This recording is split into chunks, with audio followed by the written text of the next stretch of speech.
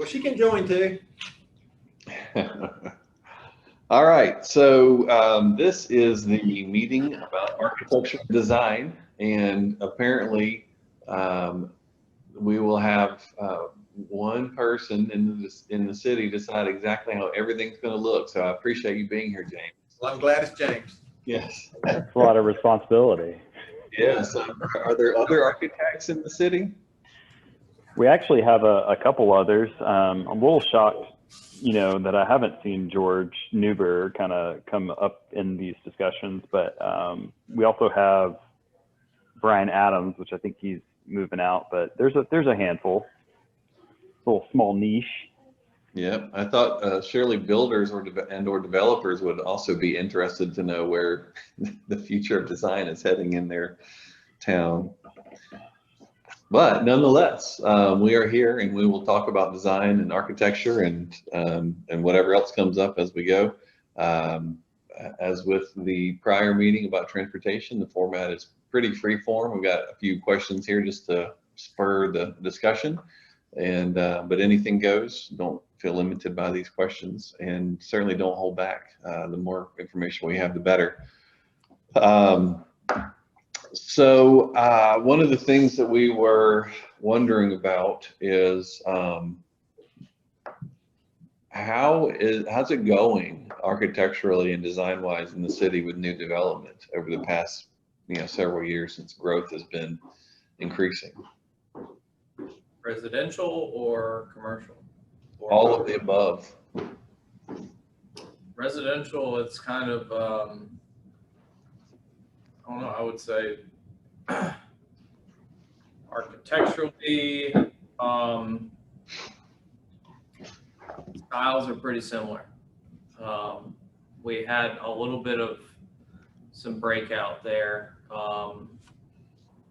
with one of the builders, Regent Homes, but a lot of boxes with minimal architectural detail finishes.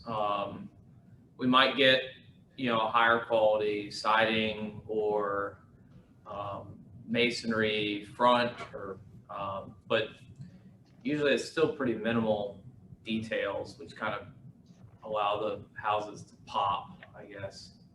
Yeah, I think residentially there's some bright spots over the last few years, but there's also a lot of lack of character for that subdivision as a whole. So the first house you see and the last house you see, you probably couldn't tell the difference between the two of them, and you've got 200 of those.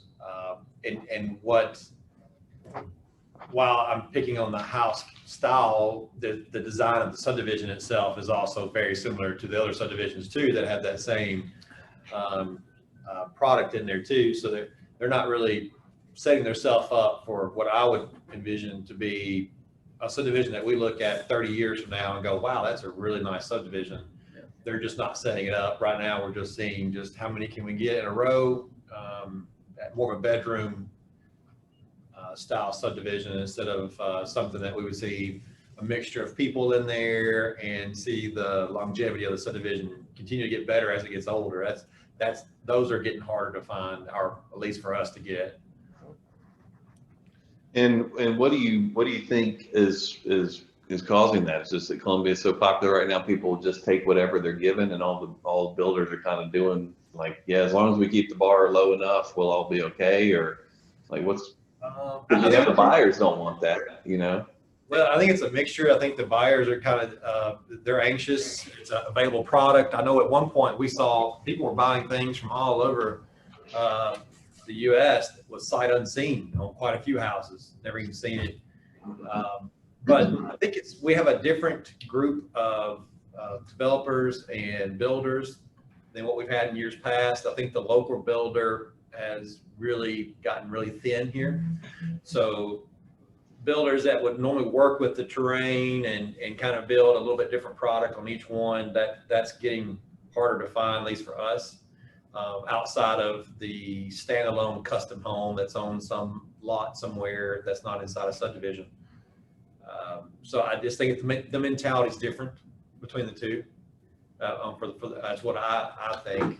And most people who are buying the homes that are a little bit more regimented in look and style, they don't plan on being there long. And we know that. They're just there just for a little bit, and they're probably going to move on to either a home that has that character or to another city. And it's a stopping place is the way I feel. Yeah, so And for we're the, promoting that. I think we're promoting that by offering that out there, so.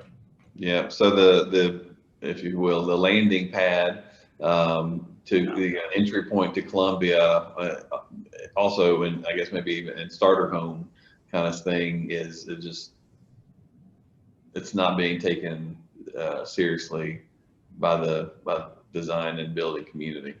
Yeah, I really worry about some of the bigger subdivisions that we have and what they're going to look like later. How well will they hold up? I just don't think they will. I think it's going to be a problem for somebody down the line that's going to have to deal with how do we essentially redevelop a subdivision at that point. And commercially, I think, and James is on, that's great. He can speak to that since he's on the design review team board. I think there's been some strides in that for sure since the previous update, and even a little bit of tweaking of the ordinance to allow some more creativity over the last year. I think you can really start to see it in the new commercial developments. The biggest thing I think that that board in general struggles with is the terrain of our city and the way the ordinance is written. So if you can see it from a public right of way, then it has to meet a certain standard. Well, some of our terrain you can see for a long ways from a public right of way.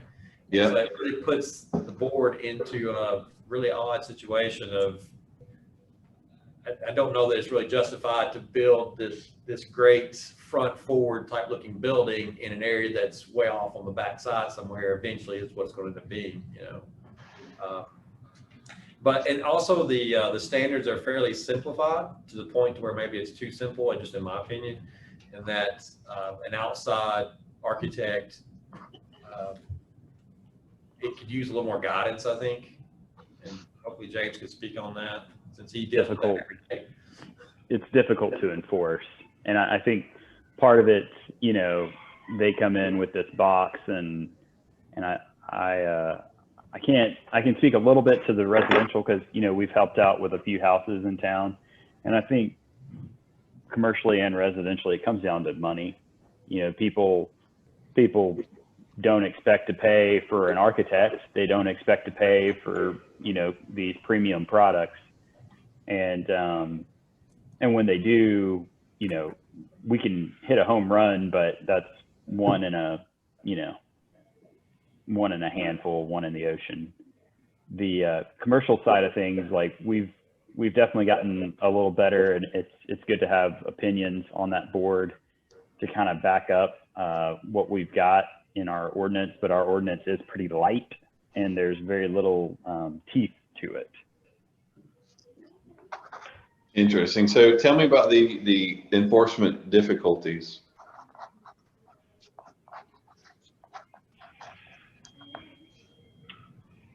James. Yeah, I'm trying to put that into a sentence.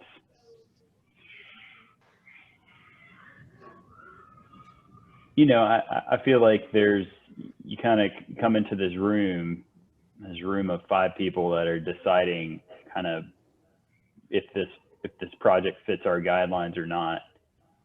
And 9 times out of 10, you know, it's like they tried a little bit to kind of comply with what we're talking about, but it's almost like they didn't care. Like they kind of throw something on there, and we're essentially trying to design something for them that hasn't been designed. Well, not 9 times out of 10. Let's just say that's like half the time. Right. You know, some guy gets a 3D drawing off of the Home Depot pre-manufactured website and kind of brings it to us and tries to make it comply. And so there's a lot of questions on, well, when that comes through, like we just straight up deny it, and then he comes back again, same thing, maybe adds a window, and that's kind of outside of our guidelines, but I feel like our guidelines could have a little bit more specificity, as Paul was saying, to kind of guide them before that point. Right. So they show up with something that is already meeting a baseline level of expectation. And from there, it's a matter of, improvement, embellishment, or whatever. Yeah, that's the way I see it too. Brian, what Nick said is that's what I meant by being maybe too simplified. Is that there's not quite enough guidance in there to give somebody who's not from Columbia or never been in front of the board or even seen much of the style that we have here to understand what the board might be looking for in that structure there. So that's when we start to see, even from architects. I mean, a lot of times James is right. The board has actually been really good historically, always been really good about helping out the applicant, telling them, making adjustments on the fly of this is what it would take to for me to be comfortable approving this and moving it forward to not hold them up. But even trained architects bring in things like James was saying that just doesn't meet it. And you spend a lot of time working with them to basically, like you said, almost design their product for them. And I don't know that that's what the board needs to be doing. They need to be more or less reviewing it for compliance, and that's about it. We definitely tread the line sometimes on designing somebody else's project for them. Well, and strategically, if they come in and they've done such a bad job and you're like, you don't want to seem unreasonable. And so you're like, well, we're starting here at this really bad job. And now we're like, well, if we can at least get them to halfway good enough, we've made huge improvements and everybody feels pretty good about it. But really, you've just fallen into their trap. So you gonna say? I was just going to say it sounds like maybe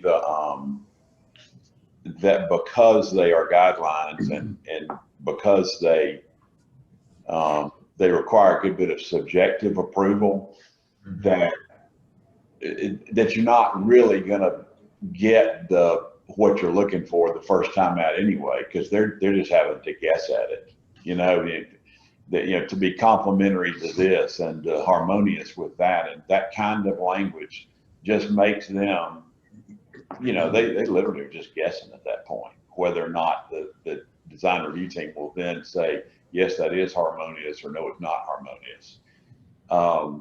And we found that there are very, very few design, whatever you want to call them, guidelines, standards, whatever, that can't be written in so they can be objectively applied, objectively followed and objectively applied, so that, I guess, like you said, Paul, when you get to the time when the design review team is doing its job, it's just seeing whether or not that objective standard has been met. It's not like it's like, yes, it's been met or it's not been met. It's a pretty thing, as opposed to kind of depending on who's there that day to decide whether it's been met or not. So. Yeah, I mean, I would agree with that. I think, there's always, with design, right? Design in general, you say the word design, it's an opinion. So I think there's always going to be some form of, they come in and, it meets all the guidelines, but it's painted all black and it looks weird. So there's always going to be that. And I think it's reasonable to account for some of that in our meetings, in our review meetings. I mean, that's why you have humans doing it and not robots. The difference is that some of the things that we see are not even in the ballpark. Like we want to get them. I can give, feedback, and Randy can give feedback, Kara, Paul, Austin, we can all give feedback on items if they're in the ballpark, but we want things to at least be in the same, like playing the same game. A lot of the stuff that we see, like, they're playing wiffle ball and we're asking for football. It's night and day. Yes. Some of the times when our firm has, acts as design review for, you know, for a municipality, a lot of times we see, even with pretty objective, well-written standards, whoever designed the building didn't even try to do that. Uh-huh. They didn't even They read just them. ignored it and just, you know, just hoping they can get it through. Uh-huh. And so, and I don't know if you'll ever get over that, but you ought to at least have some standards that, you know, if somebody is trying to follow, they'll know what they're doing. Well, and I think what it comes back to, the reason I asked you about that enforcement is, hold on, we got actually a new participant. Awesome. Hello, we got a new participant. Can you unmute yourself? Hey, Ryan. Hey, Scott, how's it going? Pretty good. Awesome. You can turn your camera on if you like. Okay. Oh, there I you wasn't go. sure what was happening here. Yeah, sure. So, well, catch up speed real quick. We're just having a technical meeting on design and architecture, talking about the state of design and architecture in the city, if it's meeting people's expectations as new development occurs. And so we're just saying, we've got James Sloan on here. James is on the design review board. And then you also see a lot of planning staff people here as well, and people from my team are on as well. So I was just asking about the enforcement issues right now. So you've got guidelines. So the fact that they're guidelines already makes it a bit difficult to enforce because a guideline is not a standard. When it comes down to it, do you all feel that the elected and appointed officials are on board with, you know, being really careful about, you know, kind of what happens and what's getting built, or are they more just defaulting towards, well, growth is good and let's not hold people up? I feel so far they basically have been kind of hands off on it, just letting the board itself make those decisions. So they don't overrule the board or anything then? No, sir. I haven't. I've only been questioned on a couple of different projects about some of the requirements that was approved, but for the most part, yeah, they're pretty hands off. Unless I say that, unless something goes up that is everybody's complaining about, that doesn't look right. And normally when somebody's complaining, it's because they don't like the finished product, and we've had that happen just really once that I can think of, and James may remember that. That was the dentist office on Nashville Highway that everybody was literally freaking out about. Yeah.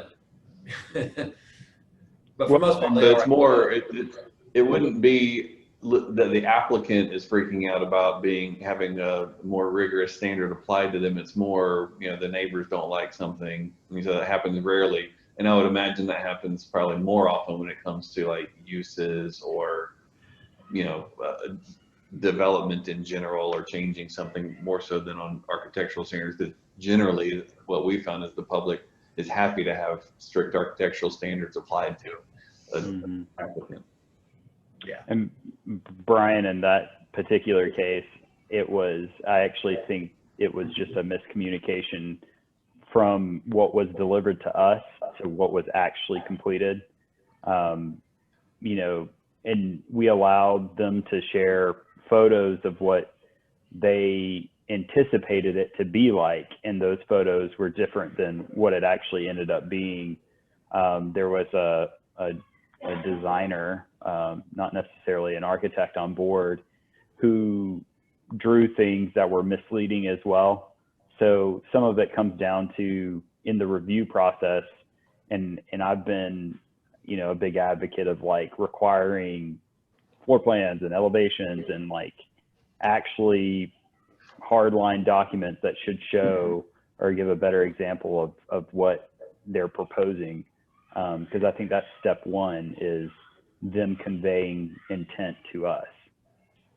So you don't have to submit those things right now? We've changed it to where you do. I do believe that they're required to submit a floor plan. I don't know if we've required a pure elevation. Paul, can you speak to that? I'm sure. Yeah, some of those things they're required, but it's the level or I guess the clarity of that is sometimes a little bit in question. So I mean, you don't have to be a licensed professional to do that, which is fine. But some of the things that we get turned in that we're sending to the design review team board is just lacking in just knowledge of how this should be constructed or what kind of level of details that we'd be looking for. So, and that's some of the things that we were talking about, you know, the guidelines might be just a little lax in is that it's not really stating these are the things that you need to be turning in or these are the things expected to be seen. So the board's getting a varied mix of things from a professional architect to basically somebody that's just wanting to, contractor A is adding on to the building here and he's just drawing it out on a sheet of paper kind of thing. Mm-hmm. Wow, yeah. And so, I mean, obviously the applicants will have a concern about having more rigorous submittal requirements. And, you know, it's a weird thing because you face this dilemma of you have the big developers coming in doing 200 units, and then you've got somebody coming in who might be doing, you know, the 6-unit thing you're talking about earlier, you know, or whatever. And so it's like, or even somebody who just wants to redevelop something on their own property, you know, and so they're already sort of bootstrapping it and it's a minimal budget in the first place. How do you make a list of requirements that is feasible for both situations, you know? However, you know, there are so many firms out there now that have plan sets online that are good. I don't mean like, because used to you could only go get bad stuff off, you know, people who sell their plans, and now enough firms are selling good stuff that there's really nearly no excuse for, you know, either scale to not have something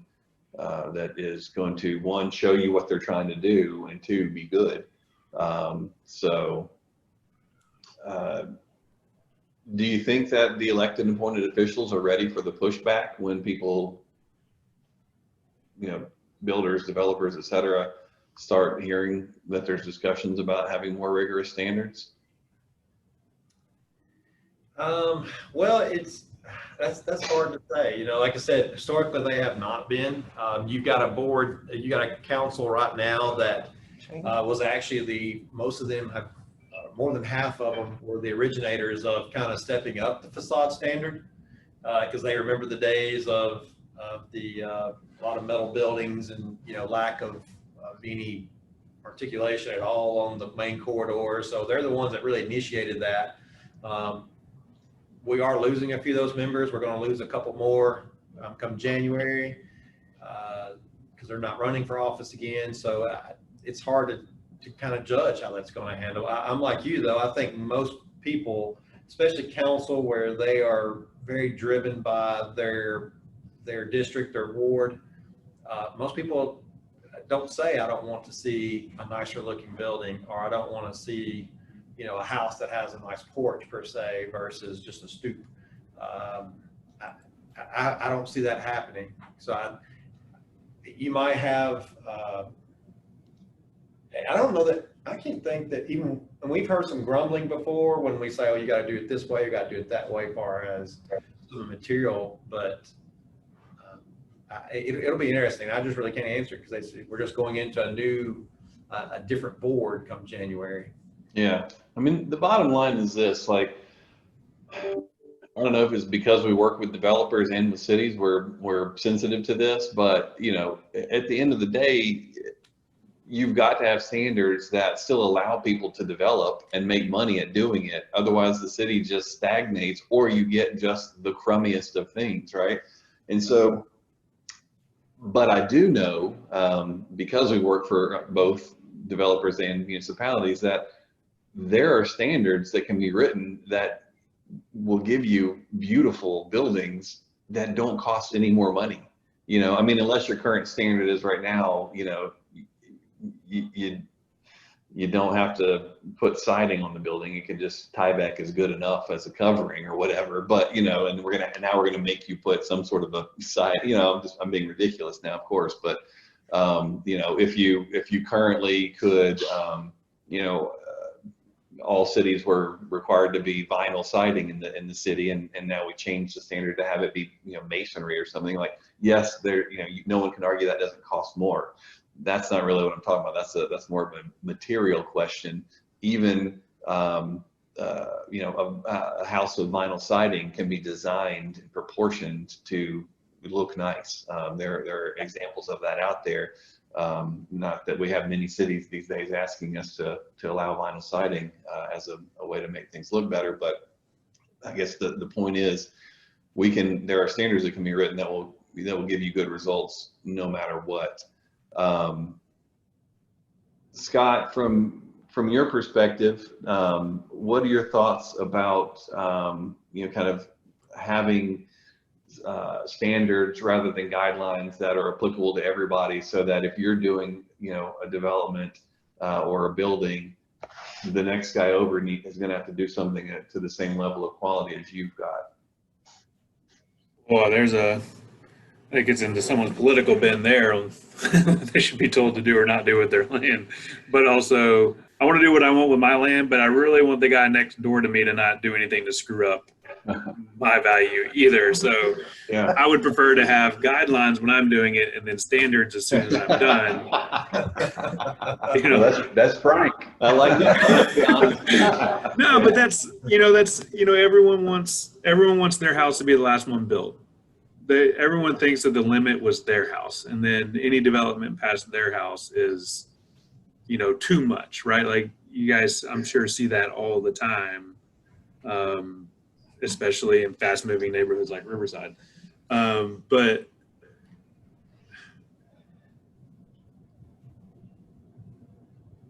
it just has to be clear, and we have to have confidence that it's going to stick for us and the next person, because we can't head down a road and then retreat or spend extra money and then see that the person next to us, it didn't really stick for them. So it just has to be clear and consistent, because so much of the development money comes before anything is ever even touched.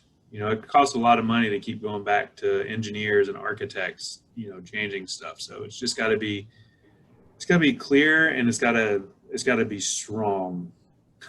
Yeah, so that's a good point. Having that consistency, at the end of the day, if you're going to give, in most cities we work in, we find that builders and developers say, we don't care if you give us standards that are more rigorous than the ones we currently are operating under, or we go from guidelines to actual standards. And even the construction, like, if you increase our material cost a little bit, we can actually deal with that. But what we can't deal with is thinking we're following the rules, submitting it, and then coming back and you saying, oh no, that's not what we had in mind. And so give us strict rules, tell us exactly what to do, and we'll do it.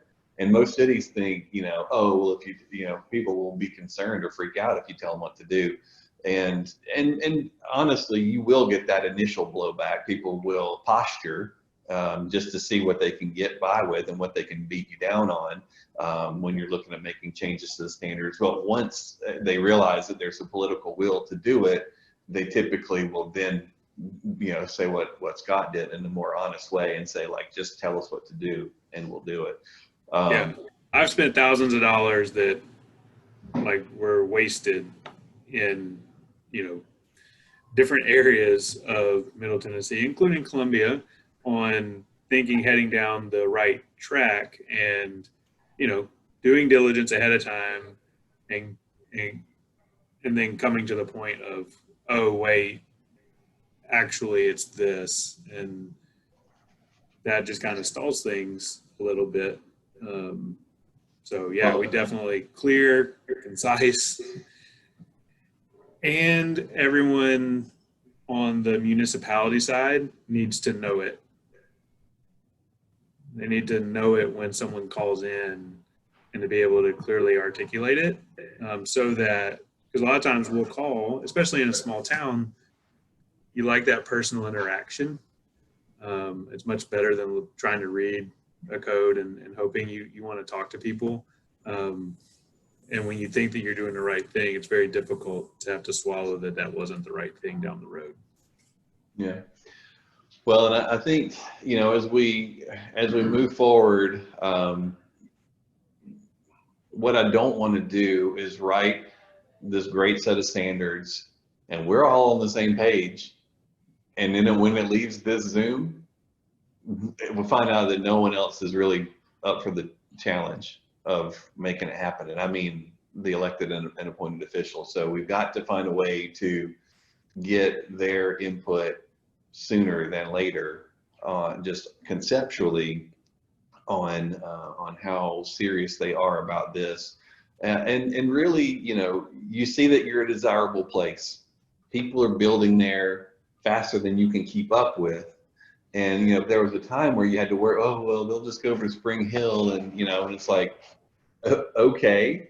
And so do you want to be that, you know, like I keep saying in every meeting, that what we hear people say is one thing we don't want to be is Spring Hill. And so it sounds like if somebody's not willing to follow your rules and they'll go to Spring Hill, then you may be better off for it because somebody else is going to come in who will. I think that Columbia is so on the move now. You've gone past the point of having to worry about your ability to stay relevant and to grow. And now you have the luxury of being able to grow how you want to grow. And so making sure that there is collaboration with the development community so that they understand you're not trying to just take, you know, undercut their bottom line. You know, because at the end of the day, money, like I was talking about, money that they waste on the front end heading in a certain direction, then they have to re-spend elsewhere, is money they could have spent making the building better. Because they're you know, they just adjust their pro forma when they head down the road. It's not like they're gonna like, oh well, darn, I'm just gonna make less money this time. They're still looking for the same rate of return on their investment. And so what they do is they start cutting corners elsewhere, and maybe it was on the building looking better, or having the architect do something, or having an architect at all. So I think that's going to be important. James, knowing that, you know, for just using 906 as an example, you know, you guys aren't in the, you know, plan book business per se. Do you see any detriment or downside to, you know, moving those who would have no design professional involved to having them, you know, like directing them to certain plan books that are of a certain caliber and meet the design guidelines, or sort of design guideline pre-approved, if you will? I mean, that's an option, I think. And I'm a little unaware of how residentially, what the guidelines. I know in the historic district of downtown, there's a little bit of regiment there for guidance on residential stuff. But Paul, I'm not real sure what right now is in place, if anything, other than the downtown housing for residential. I mean, to me, anything would be an improvement.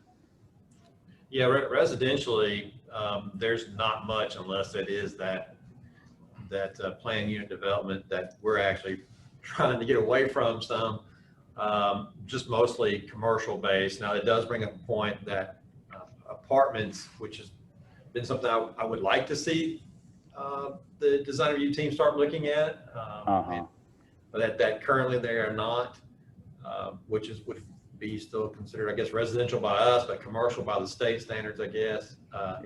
But I you know, to me, I don't know that material is as important to us as design. So kind of as you stated earlier, that we know who we are, and I think anybody who has a dream of having, you know, $350,000 to $400,000 homes on every single lot that comes through from here on out is just not realistic. We need that workforce housing. We need that first starter home housing. So we know the materials are not going to be that all brick home, but the design itself, though, or the design of the subdivision itself, can definitely make up for those things. So, I mean, we, from a staff perspective, we have no problem with vinyl in itself. The problem we have is when you have 40 of them in a row on one street that look exactly the same, almost the exact same color, with no variation in setback or anything. To me, that's just a recipe for failure for that subdivision later on. And that's what we're trying to avoid. Yeah, it's not going to hold its value. It doesn't add overall value to the city. And I never have understood why cities are so comfortable regulating design on commercial development, but not on residential. It's like, do you not think that the commercial developer has preferences too?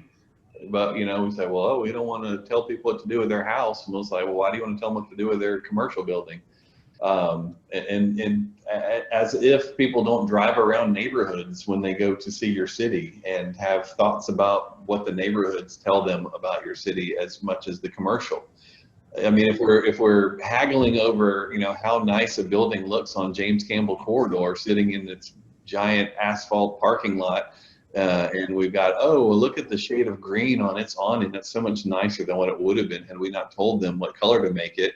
And it's like, have you seen the building? You know, like, oh, well, we made them do some brick on the bottom, and it had, you know, they had some facade articulation. And it's like, you're taking such small bites at things that are, you know, overall sort of insignificant in the overall image of the city. Like, what is the goal of having design guidelines in the first place? What are we trying to accomplish? Is there a statement of intent somewhere? There probably is. I couldn't tell you off the top of my head what that is, but I think maybe even in Connect Columbia there is a general description there. But I think if you talk to most people, and hopefully throughout this process you'll have that ability to get enough feedback to see if it. Most people that live here are from here. They like the town, like you were stating, I think last night about you know, small town. We are a small town. And people, that's why they like it. And the people who are moving here say the exact same thing to us. We moved here because of the way it feels, the small part of it. But if you continue like we're going now, we're going to lose all that, because then it's just going to look like just the exact same thing over and over again from either commercially or residentially. And that's what we're trying to avoid there is, how do you get both? How do you grow and still be small? You grow, it's harder. I think from my, you know, well, Brian does this all the time and I don't, but you know, one of the biggest problems with not knowing your neighbors, which is the key of a small town, like knowing the neighbors, is that people pull into their garage and then they leave. And because there's not shared space for them and their neighbors that's close by. And, you know, I was just sitting here thinking, you know, there's a lot of power in a planned unit development where someone can say, yeah, we like what you're doing, but you're going to need to incorporate these features into it. It's just a lot more work. I don't know, Brian, if you can speak to that, but you know, if someone's coming in with a PUD, you can say, yeah, but you need to have so much communal space for this, for the community to build together, because those things aren't just design features, they are lifestyle features that improve and promote that small town feel, where you take a neighborhood within that small town that has its own sense of identity, instead of just being 50 vinyl houses on a street. Yeah. Well, I mean, if you think about some of the most little, you know, historic neighborhoods that have their neighborhood green and all these little, you know, great sidewalks and all that. In some ways, especially at a certain point when the trees get big enough, it doesn't even matter what the buildings look like that much, you know? And so I'm not saying don't worry about that, but getting the actual design of the neighborhood correct is step one, you know? And then the design of the actual buildings is step two. So I think that you know, that is important. To what you're saying a second ago, Paul, like if the houses that are being built now, or commercial buildings, but even the houses are not in keeping with that small town charm and character, it has an economic development impact on the city. you're actually diminishing the overall value of the city because you took the short-term win of, oh, we got 200 new houses, but they're 200 new houses that don't add to that image. Now, what we learned in Franklin was, you know, the number one concern when you talk to community, we had really, you know, robust citizen participation. The number one thing that people said was, we want to keep that, the charm and, you know, character of Franklin. And so I said, okay, well, what does that mean? What does that look like? And so we started showing, we did visual preference surveys and started showing them pictures and things and really trying to understand, you know, what that is. And what we found is that, have a visitor drop down. So we, so I have that every day. Our conference room is right in the front door.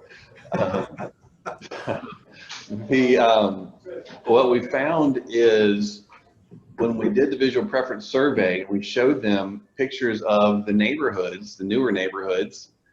They scored low. They got, you know, thumbs down, thumbs down, thumbs down. And we showed the historic neighborhoods thumbs up. Same thing with commercial development as well. And what was happening is people were sort of giving the newer development the benefit of the doubt. It sort of had this,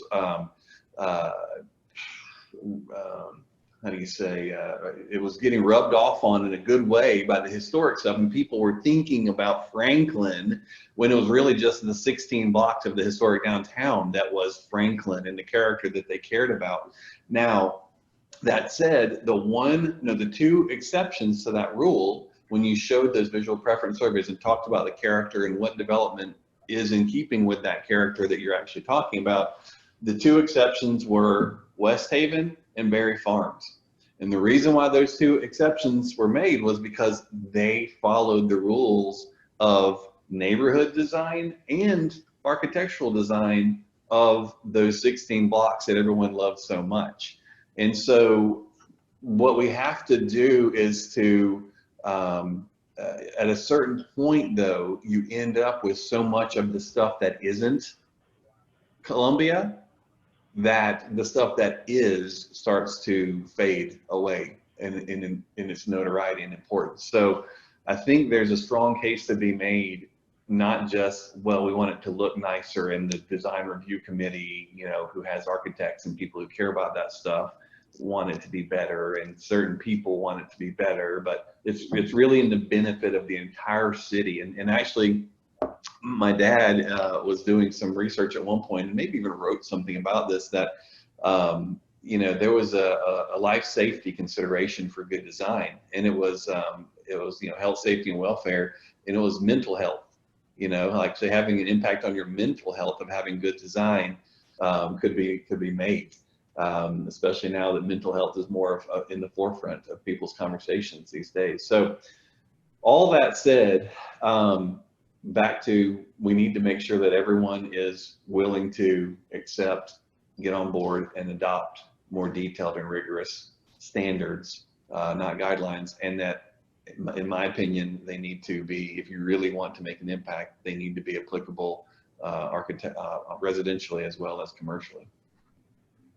One thing I'd like to see on the residential front is, you know, we look at the considerations of what the house is going to look like, but we never, you know, until it gets to engineering, we don't consider, for the most part, consider what the lot is going to look like. And we have, I'm sure, basically every community in the nation at this point is dealing with the same thing we're dealing with, but it's pad lot, which is okay if you have flat topography. They look horrific when you put a 2-story box on the pad lot with a lot of topography. Not only do they look bad, but they function poorly. The functionality of them, they're detriment to the city.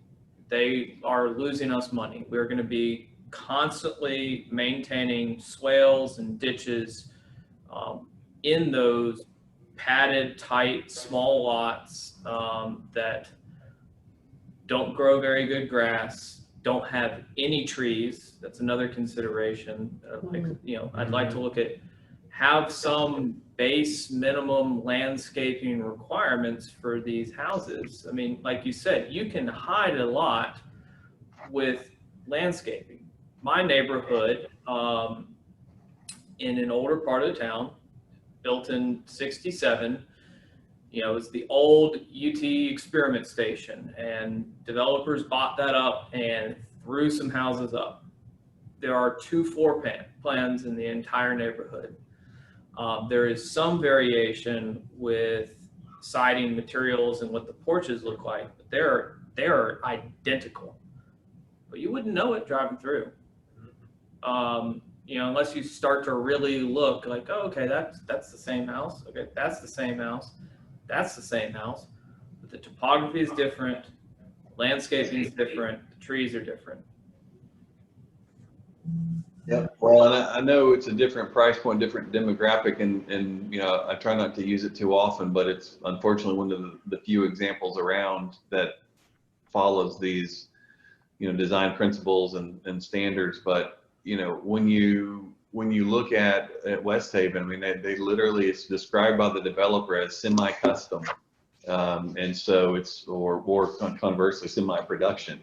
And when you go into the sales office, there are a handful of floor plans to pick from, and each floor plan has 8, 9, elevations to pick from, and even within that, then you can still like, oh, well, I'm going to put a porch here or a stoop there, and the porch is going to have a hip roof or whatever, and shed roof, and so there are ways to do it. So having this sort of repetition and monotony in a large scale subdivision, there's just no sense in it. I mean, it just doesn't even, I don't even know how someone argues and why a developer thinks, I mean, I know why they do it, but if they just understood, they actually could make a little bit more money by doing something a little bit better. I mean, we were working in West Fargo, North Dakota, and up there, the average home price, I think, was like $540,000 average.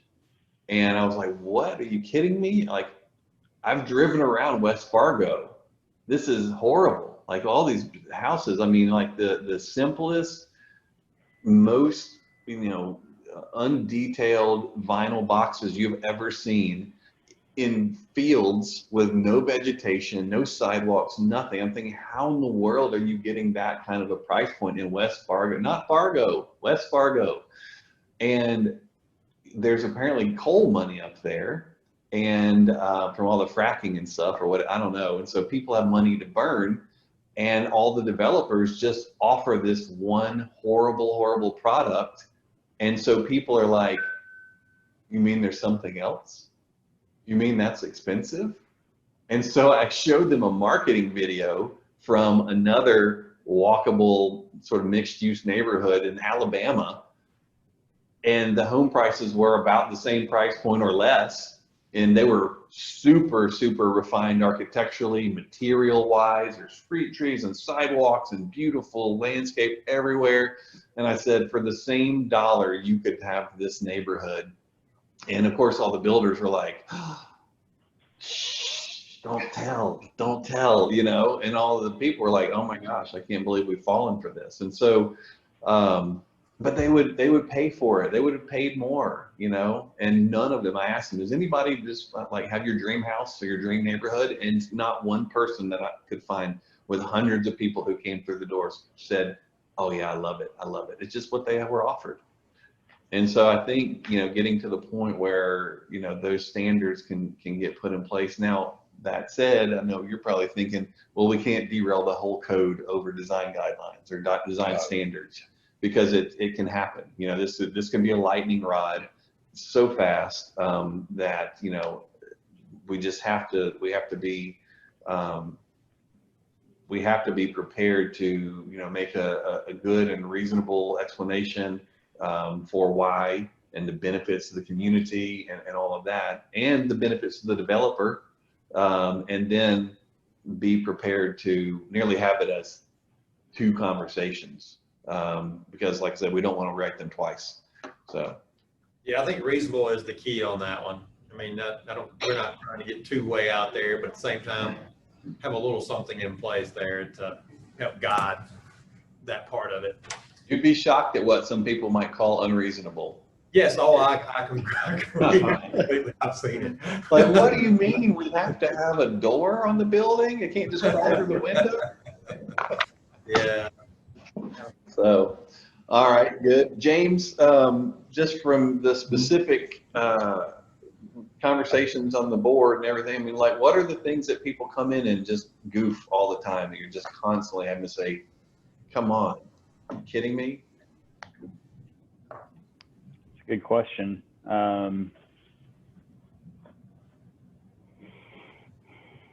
mean, I feel like we're in the baby step process, right? We end up getting a lot of just flat, almost pre-engineered with very little articulation or design thought. And that's kind of a general overview, but it's a pleasure whenever we actually have an architect, and I'm not saying it has to be done by an architect. It's a breath of fresh air when we have somebody come in that actually has detail or has thought out the detail and smaller pieces of their project. We get way too many of them that are, well, this is just what so-and-so makes. Like, this is what it is. Like, there's not been oh yeah, we're going to have a stone wainscot or a brick wainscot. Like, they don't think of that stuff. They don't, because it's not required. They just come in and it's a box, right? Like, this is what they got priced and they want us to approve it. Yeah. James, do you think, oh, sorry. No, James, I'm done.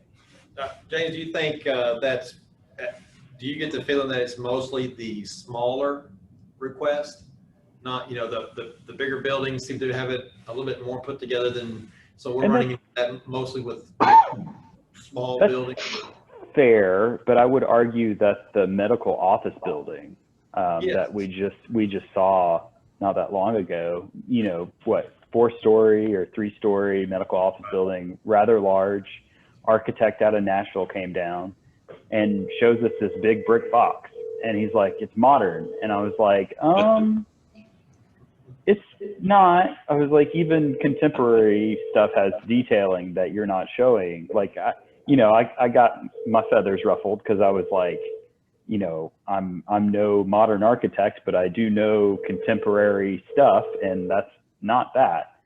And I want I think where we kind of bridge the gap is, I don't think we are strictly traditional, and it's hard to make design standards that are open enough to allow for some interpretation in style, as opposed to just being a strict, like, we are, everything that we build needs to look like it came from 1800 or 1900. Like, I don't think that's us, right? Like, Yeah. we want to see we want to see some monolithic glazing. We want to see some Corten. We want to see some, we want to have the ability to allow that stuff, as long as it's well designed. And I think that's where my only concern with design standards end up kind of potentially placing you into a design style.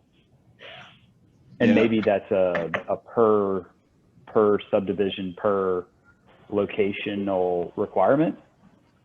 Like, for instance, we've got the historic board that kind of guides the historic things, which I believe, there is a design style, a design standard to be said for those. And I think we're kind of on the way to doing that. The problem is that with our ART board is the breadth of things that we review, and it's like we have this wide range, but it's also limited to just what's on those main thoroughfares. So it's kind of like we have this thin thread, but it travels along, you know, a multitude of from industrial to rural churches. Well, one of the things that I struggle with though is it's kind of like when you're hitting the reset button and you're trying to get a handle on things, allowing for a wide variety of stylistic choices and, you know, nearly saying there is no style. It's like the Columbia style or whatever. And you're still trying to teach people to actually design buildings and use simple things like good proportions or whatever the case may be. That the one thing that's really great about traditional architecture is it's kind of like architecture, you know, sort of dummy proof, Cool. like rules and standards per style that are well documented throughout time and they're well loved. Whereas, you know, you see so often that, you know, there are good examples of more, you know, modern or contemporary architecture, but they often are designed by the people who are trained classically or with traditional background because they understand it. Like it's like playing piano. Like nobody starts off by playing jazz and like just, you know, riffing and all that. Like they learn how, like they learn notes and then they learn chords and then they learn songs and then they can start to become, you know, so doing improv and play, you know, crazy jazz and experimental stuff. But they didn't just sit down at the piano one day and get an album going because they had a piano, right? And so that's the thing that you like walk that fine line between allowing some, you know, for that creativity, the creative genius, it assumes that you have some creative geniuses around who are doing the work. And so how do we balance allowing for those moments of inspiration? Because even when we do like a detailed architectural pattern book that is a style-based pattern book, we'll still allow for what we call spice styles or something like that, or like we did a pattern book in Swanee. We had like, we called it Swanee Eclectic, which is sort of this like catch-all for people doing stuff, but it still was had a basis in some of the more fundamental kind of things. And so, you know, maybe we need to be hardcore rigorous and a bit traditional and for a few years or a year or something and let people like sort of demonstrate their skills and ability before we start, you know, opening it up to being a bit more interpretive. Because right now the people who are trying to do traditional, because especially getting back to residential for a moment, when you look in most cities and you ask most buyers, except for if they're like in, you know, 12 South or something like that, they want traditional architecture. Like that's what they, you know, if you ask them what their preference is, they're going to see it in a book. Oh, I love that. I love that house over in so-and-so neighborhood or whatever. And so houses tend to look like that, but they're like cartoon versions of that because no one was trained properly in how to design that. And so maybe you know, I don't know. What are your thoughts on that, James? Oh, well, and I wasn't, you know, I feel like maybe I misconstrued your idea on design standards, like proportions and having, you know, upper floor windows be smaller than the main floor windows and things like that are like totally appropriate in more contemporary architecture. And I think it, you know, right now our guidelines open up, we have kind of an opening, a loophole, if you will, is like the board can approve alternate compliance to the guidelines, basically. And I don't know if that ends up kind of allowing an opening of just, hey, we're not going to comply, we're going for alternate, quote unquote, compliance. But I think proportionality and kind of the traditional aspects of architecture should be followed and pushed forward even in contemporary and more modern scenarios. Ryan, how do you marry, you know, Columbia knows that it needs starter homes, workforce housing, and a lot of the stuff I feel like you're talking about incorporates a lot more unfinished under roof which just adds to the expense of a product. So how do you marry some of these standards and wanting, you know, the downtown historic feel or whatever with the idea, with the fact that sometimes you just need an affordable product and you're adding, you know, X thousands of dollars to that for a workforce type person? I don't know. Does that question make sense? Yeah, let me get some clarification from you there. So of the things that I was talking about, which things did you imagine added cost? Maybe I'm not clear on what you're talking about in regards to design standards. You know, it seems like people like there's a push for everything to kind of look a little bit similar, which is great, but at some point for workforce housing needs to be the most affordable, which I understand, you know, vinyl can look nice, but a lot of this exterior stuff is that I'm hearing seems like nice to do, not need to do for a house for someone that needs affordable, stable housing. Does that make sense? Yes. So, and I guess really, let me rephrase the question. How much of this are we adding nice to do to the system when we do have a certain portion that it will just need roof? right. Not roof, but Yeah, I know what you mean. So I think really it goes back to what James was saying. A lot of the basic concepts of good design are where you start for sure. Proportions, just sort of basic things.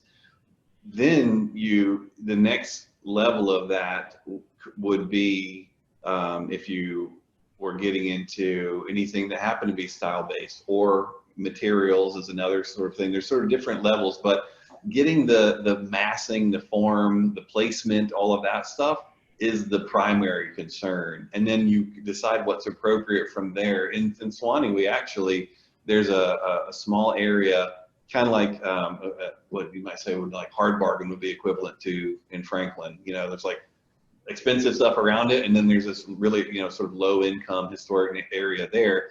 And so they actually have some different standards in that area to allow for more affordability. Some people actually didn't like that. They said, well, why is it not good enough in our neighborhood to have standards that are higher? Whereas, our client thought, well, we were being helpful. And so that's one thing. The other thing is, as we've been talking, I was looking online, and one of the most expensive cities that we worked in is Portsmouth, New Hampshire. And it's incredibly expensive. But the reason is because it is architecturally incredible, intact. The whole downtown historic district is like 80 acres, so it's small, walkable, very mixed. But there's still all these historic single-family houses that are like from the 1700s, like early 1700s, and those houses are the simplest houses you've ever seen, because they didn't have the even the interest to do lots of ornamentation and stuff. Maybe there's some little embellishment over each window and over the door. There's no porch. There's not even a proper stoop. The steps go up into the door, and you have to stand on the top step to open the door. Now, those houses, if they were built today using modern techniques, would be very, very simple and inexpensive to build, and super, super elegant and awesome to look at. They are expensive because they're in this amazing city and they're historic and all of that. But what I try to do is look for lessons and inspiration from simple architecture that translates into today being affordable. And Hard Bargain is an interesting and good example, because we worked on the neighborhood plan for Hard Bargain, and we worked on some of the houses in there too. And yes, a lot of the materials were donated and things to keep costs down, but overall, those houses are pretty streamlined and efficient, and they look great. They fit into the historic context there. And so I think there are good examples around to keep that affordability, but still have good design. Because what was happening in Hard Bargain before was, Habitat was putting houses in, and the neighbors were like, that's great and all, and we need people having roofs over their heads and all that, but you're screwing up our neighborhood. It doesn't fit. It doesn't look right. It's not in keeping with the neighborhood. I don't care how inexpensive it is. So, and that's kind of the push to make affordable architecture that fits into the context of the neighborhood and adds to it. And so those are the kind of things that I would look at for inspiration.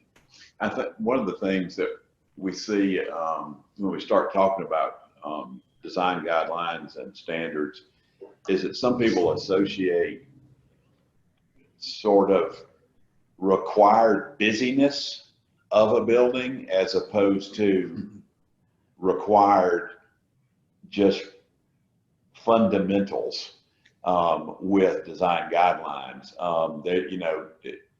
Nothing that we would write would have something that says you got to have 4 gables and 6 dormers, and that's just not the way we approach things, because that all a lot of times comes off as, yeah, it's articulated, but it's completely inauthentic when you get to the end of the day. So it really more tends towards simple as opposed to fussy. In fact, we actually tend to try to limit Yeah. the amount of articulation in certain instances, especially in residential, because we so often see, as I'm sure you've seen, James, with applications that come in, Mansions. where Yeah. people come in and they try to confuse you that the house is poorly designed by making a bunch of all this ins and outs and material changes. And, don't look at the building, just look, it's like, no, you're not fooling anybody. And Brian, if I can interject, I think to simply answer, Scott, your question, just very simply put, is it wouldn't require you to put a porch or to put a second floor.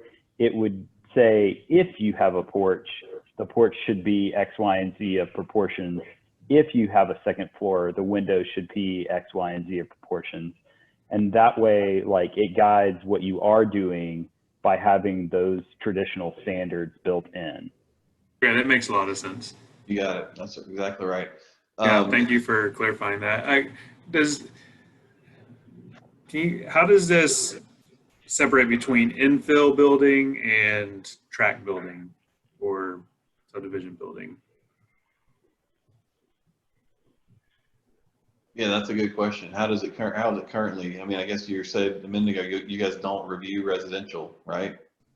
Well, I mean, some of their setback requirements right now, if you're in an existing place, you start using setbacks that are based on what the setbacks around you are there. So there's some of that in there, as opposed to just saying it's got to be X feet from the street.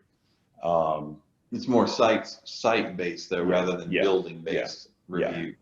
It is. That's actually one of our bigger complaints that we get is when, because we are seeing a lot of that. I mean, they're doing a huge surge in infill type construction lately, and but they're not matching anything on that block, and so we do get a lot of complaints from neighbors, and after it's constructed, they're like, this just doesn't, it's just not our neighborhood, and but you've allowed us to come here, and we're like, well, they met setback A, B, C, and D. That's all we can. That's all we have. We don't have anything additional to that. I think Brian, if you want to look at it, but there's a great example of what everybody's talking about is that the subdivision on the north side of town called Overlook at Carter Station, and the subdivision itself started out. They're pretty large homes, 2-story homes, just as you described, fairly busy. And then during the 2013, the developer needed to unload some lots there, sold some to Habitat out of Williamson County, and they built basically a street inside of that with their style homes, which is a much simpler single-story home. But when you go in that subdivision, if you gave me a preference, I'm going to take the Habitat home over the homes that was built originally started that subdivision every day. And you can see the two together. One's a little lower and the other one's a little higher, and so you can really compare the two together. And to us, we got a lot of feedback, or a lot of, I guess, complaints that, well, you're allowing Habitat to build in our community. Well, in our opinion, Habitat did you a favor because they built a nicer home than what you're living in currently, really, from just a design standard. But it's a very simple home, but you just get that feel when you're looking at the homes that everything lines up correctly, and it's just better than having just all this stuff everywhere. Well, let me ask you this, and looking at these houses on here and looking at a lot of houses, when you Google Columbia, you would think that the zoning requires people to have the garage be the foremost part of their house. We can't get away. We can't get away from it. Well, I mean, we can. We know. We can. I'm sorry. We have unable to, up to this point, been able to achieve that, but we would definitely love to see some of that change. Part of that's a symptom of the R6, zoning pandemic that we kind of find ourselves in, where there isn't a lot of opportunity to have an alternative sort of garage design other than the front, because that's the only place it fits. What are the standards in R6 that sort of make that happen? Well, it's Lot size. It's just a lot. Yeah, it's lot size. A garage door doesn't have to look awful, though. You can say, like, it doesn't have to look awful. There are beautiful garage doors, and sometimes a house is worth $5,000 more just because someone painted the garage door, and it made more sense with the house. So there are ways to do it just from a design perspective that don't make it look awful, but still allows you to give an affordable product on a small lot, because small lots are important for affordable product. Yeah. Where people can still have a garage for their car. Well, one of the things that I look at, though, is, I agree with what you just said, but I also look at,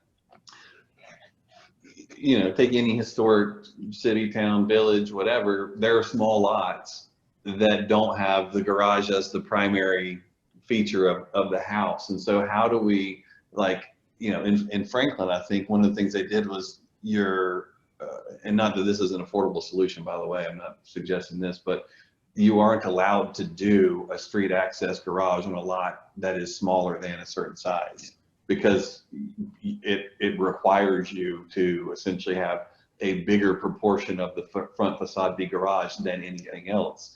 At the extreme, you could literally end up with 10 feet of house facade and the rest of it garage, just depending on how it's designed. You just need alleyways. Right. So, or even, if you look at a lot of these places, you'll have street loaded, and it's a 9 or 10 foot drive to get you past the front facade of the house. Or even if there's not much room, so let's say, for instance, Scott, you had 2 lots and there wasn't enough room to do 10 feet and 10 feet on each one, you do a shared drive and you run through, and then they each have their garages located in the proper position, And so I think that, there's so many different ways to do it, and it's been done for eons and is being done new all over the country, that there's really no, once you've allowed that garage to be the primary feature of the facade, don't beat them up over everything else. Just let it go. It's like there's nothing you can do at that point.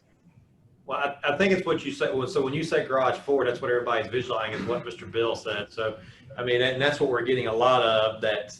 And it comes back on us. Most of these, as we stated earlier, are coming through as those PUDs, even though we're not crazy about them. They're coming through that. So there's actually opportunity for Planning Commission and City Council to give some input on that and see some of that changed a little bit, but that just hasn't been happening.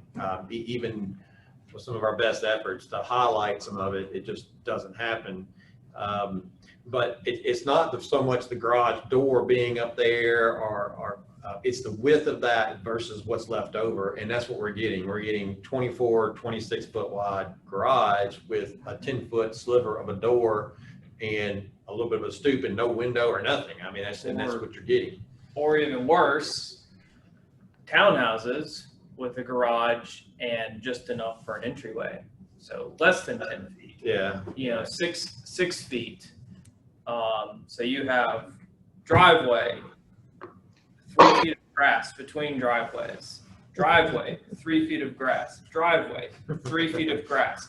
Garage doors the whole way. Yeah.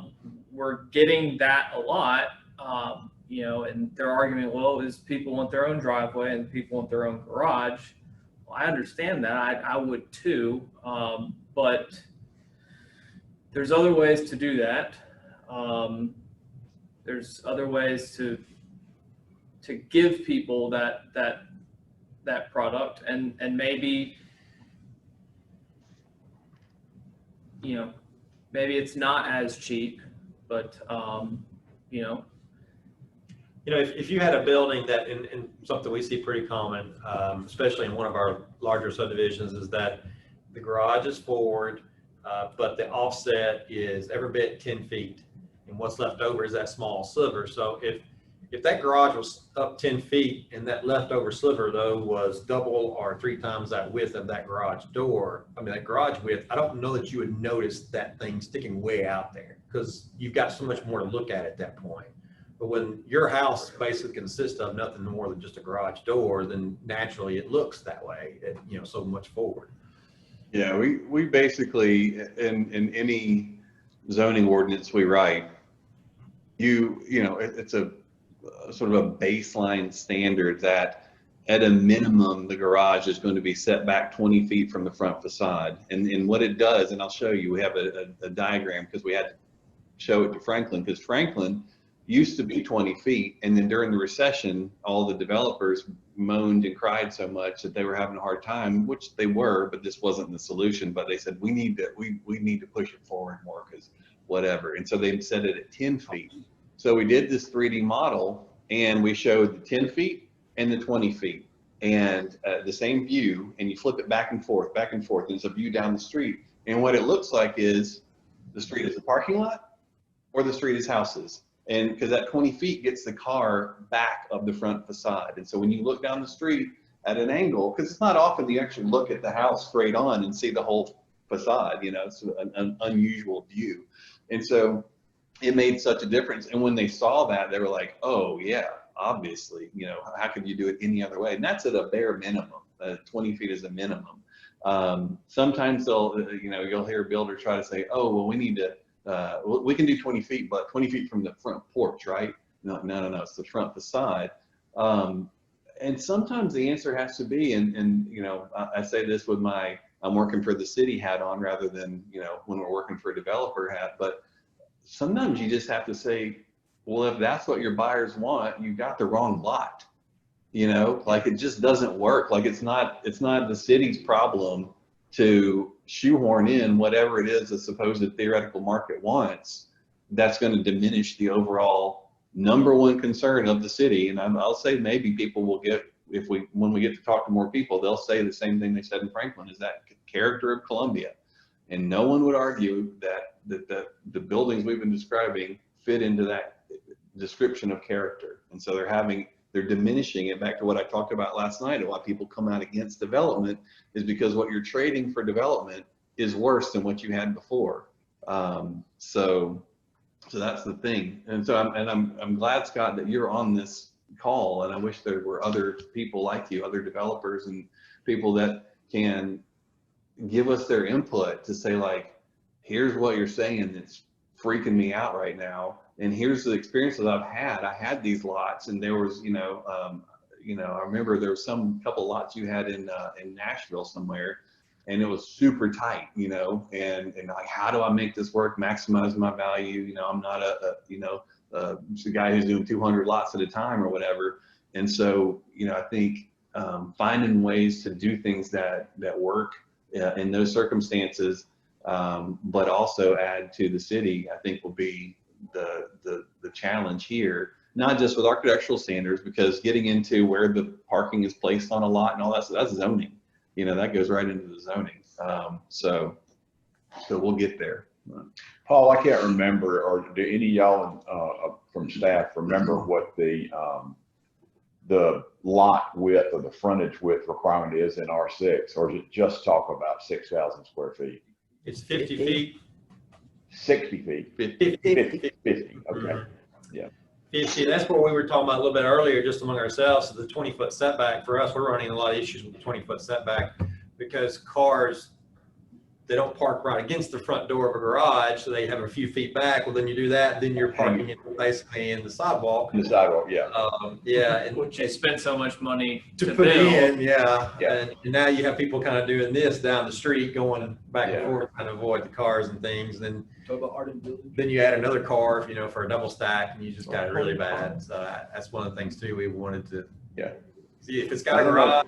And I don't know if y'all seen it or not. There's a YouTube of a guy walking down the street every day. It's like multiple days it's showing. And there's a guy that continuously parks across the sidewalk. And so the guy walking down the street, he is now bringing a screwdriver with him every day.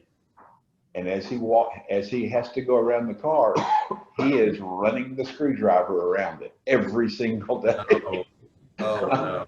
Not to say that's a good solution. Oh no. There's one house in West Haven where it's the same situation. The garage is pulled right up, and the guy parks his truck, and he's over the sidewalk every single day. And I'm just like, and you have to walk around, and it's just like, you know. So you guys are right. And You're so talking about that silver truck. Yeah, You're talking about that silver truck I got to run around. It's on my route.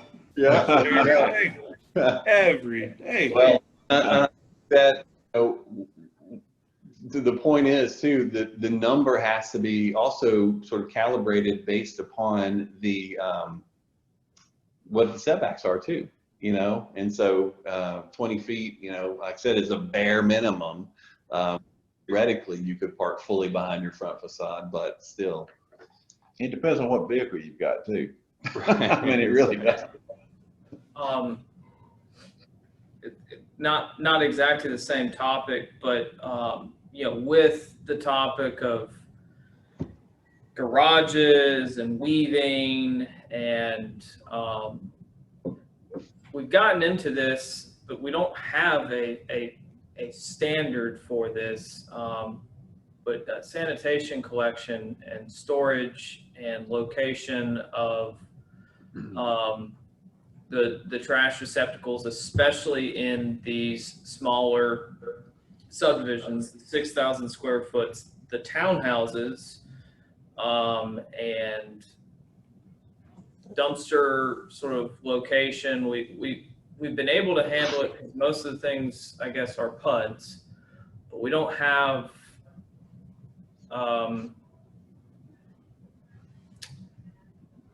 I guess on the single family, we haven't really had issues aside from just the collection of it. The vehicle, the collection vehicles themselves have some difficulty because the driveways are short. People are parking in the street. You set your can out, and you have cans and driveways every, you know, on average 50 feet. But typically they might have two in a row, and it has been difficult for sanitation to get in there. They use an automated boom truck, so they're not rear load, you know, with a worker that can go grab the can and stick it on the rig and dump it. It's a robotic arm, so they do have to pull in relatively close to be able to collect the cans. And if there are two cars parked in front of their house, you know, one lot and then the next lot, that sanitation truck can almost physically not get in between those houses in a 6,000 square foot lot. And then, you know, with townhouses, it's like that, but even worse. Typically, there wouldn't be any parking on a street in that regard if you have driveways and garages and whatnot. But we have had some issues with that, and that's, you know, it's a city service and we have to offer it, but we got to be able to offer it well. I wish we had Glenn with us here for this question, but well, I'll get to that in a second. So the first issue is, I think, the idea of having a townhouse that is accessed from the street is like a new invention, right? Can you think about where you've ever seen a townhouse that didn't have a rear lane or alley back there?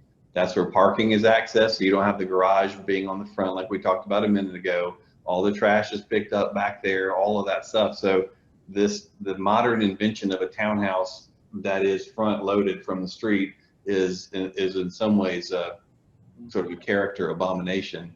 And so that's maybe question number one is, or solution number one is to make sure that they're providing the right context for where a townhouse is supposed to be.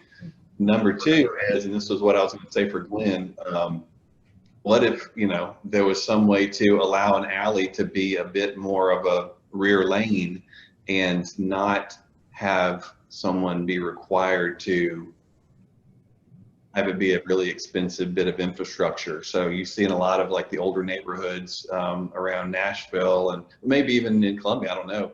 Yeah, the rear lanes are actually gravel. They're unpaved. And Yes, you drive back. we have, so, I mean, you're talking about Riverside. I mean, there are a lot in Riverside. We were talking about that with the wide streets and the parking and whatnot.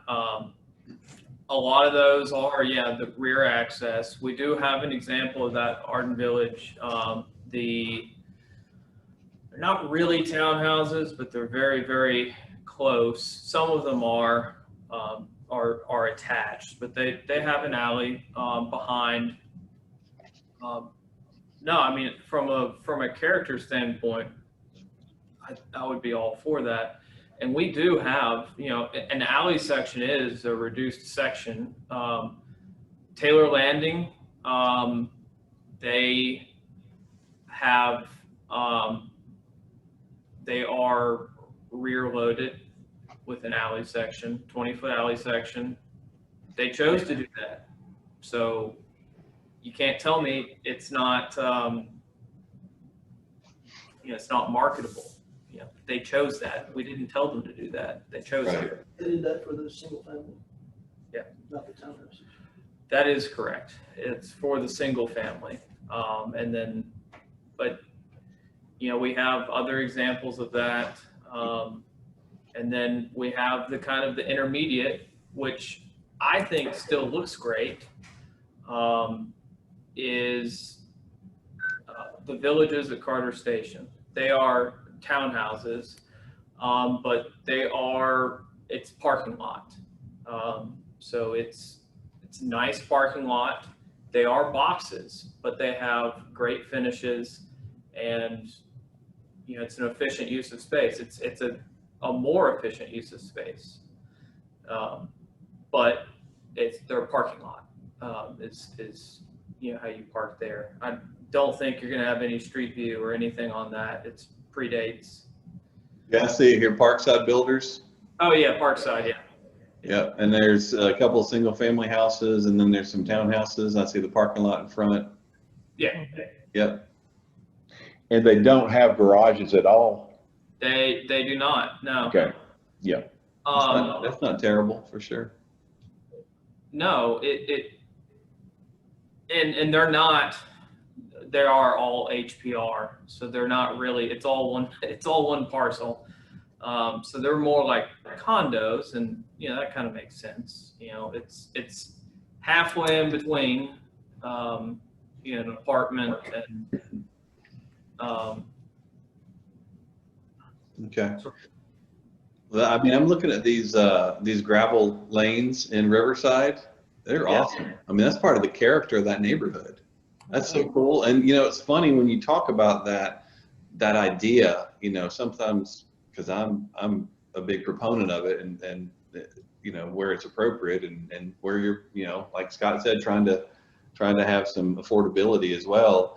Yeah. And so often people are like, oh, we work so hard to get rid of our gravel roads and dirt roads and this and that and the other. How can we possibly go backwards? And they're going to get ruts and potholes in them and da da da da. And it's like, Yeah. okay, but you know, it's just called maintenance. You know, so do paved alleys. You know, and so and they cost more up front. Yeah, So, typically alleys that are paved are less maintained in my experience. They get forgotten about. They're not very well traveled. In order to go and repair an alley that has pavement, is you need pavement infrastructure. In order to go repair a gravel road, you need a guy and a skid steer. yeah. Or even the person who has the house with the pothole behind it, they just have a bag of gravel from Home Depot. Yeah. You know, tamp it down and you're good to go. So, and so what do you think Glenn had, would he just have screamed if he had heard me say that, or is he cool with that? Gravel? I don't know. I think in the right context, it's something that we could be open to. I mean, I had on the list, you know, alternative sort of street sections, you know, these conservation neighborhoods, or neighborhoods that are rear loaded. Like, we don't need a 26-foot street, you know? Sure, give us a rear loaded alley, but, you know, and then we'll let you do an alternative section up front that, because we're not expecting you to park on that. We're expecting you to use the alley or park on one side. And, you know, we'd like to have a little bit more freedom. Like right now, it is not financially feasible, especially with the topography that we deal with, to have, you know, full width roadway up front and have our minimum alley section, which is 20 feet in the rear. That does become, you know, it's not financially doable in a lot of cases. Okay, well, this is all good. This is very much some I good. think having a baseline, if it's rear loaded, have the ability to push a setback forwards. Why not, right? Yeah, no, absolutely. Overall, you know, just neighborhood design is going to be, you know, like I said, is as important as the building design, if not more. And so I think that once we get all that stuff figured out, and it doesn't cost the developers and builders any more money, you know, to lay out the neighborhoods right.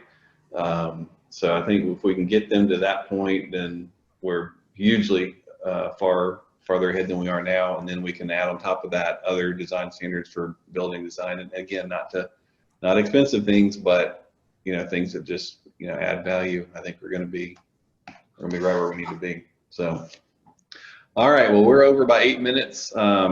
Appreciate all of y'all's thoughts and time. This has been helpful for us. Stay tuned. Let's see when the next meeting is. 1:30. So we've got an hour. So go eat some lunch, and then we can talk land use and development. Land use and development. Land use and development. Yeah, call all the developers. Tell them to get up here. Get on to log in. See y'all. See ya. Sunnyside Drive, the corner lot. Virtual. Do what? Across streets, virtual or virtual, I don't know, Sunnyside Drive. Okay. And, Sunnyside Drive. It's a long road, isn't it?